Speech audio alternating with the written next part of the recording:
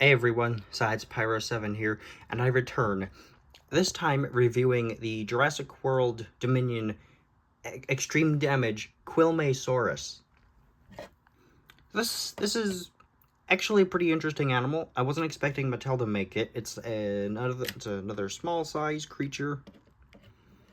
Quilmesaurus is actually one of the 6 abelisaurids that makes up the genome for the Indominus Rex, and so that especially makes me confused as to what, not confused, but more so surprised as to the fact that Mattel made it. Simply because out of all of the other ones they could have chosen, they went with this one. But I'm not complaining. It's a pretty cool animal. I haven't heard of it up until they made...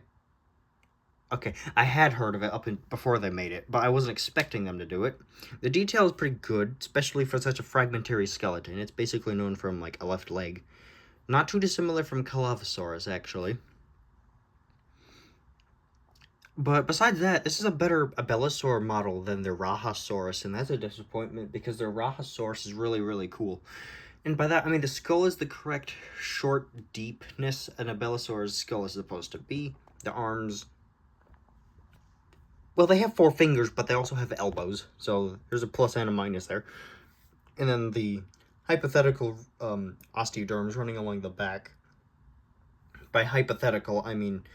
that Quilmesaurus is once more known from like a few left leg bones, and that's about it. And Ceratosaurus is the only theropod to definitively have osteoderms running along the back. But I guess it's not too unplausible that later ceratosaurs like abelisaurids wouldn't as well. Model-wise, like I just said, it's pretty good. The colorations are pretty nice. I do like the coloration. Dark green on top, with a much lighter green underside. No underside color. And a red lower jaw, little bit of the throat, which I find a little weird as opposed to the rest of the colors. I think the red could actually have been... The underside or some of the rest of the patterning could benefit from that red flowing elsewhere instead of only the lower jaw. But it's nice. The feet are too big. Way too massive. But I kind of guess they need it to be a little big in terms of to make it stand. The tail, I'm really conflicted on if the tail is too short or if it's the right length. It depends on the day. Right now it looks a little too short, but before it has looked pretty good lengthwise. Its arms are on a ball and socket joint so they can stick outwards and spin in a 360 circle. The legs cannot move outwards and can probably move in a 360 circle, but I'm not entirely certain. The tail can twist in a 360 circle. The head joint can move up and down, but also twist side to side.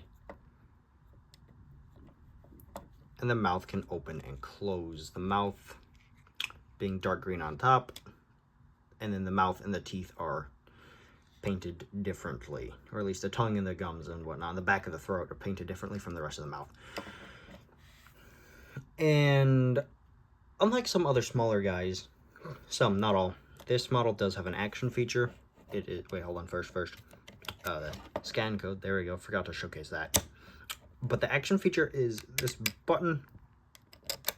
It activates the extreme damage feature on both sides.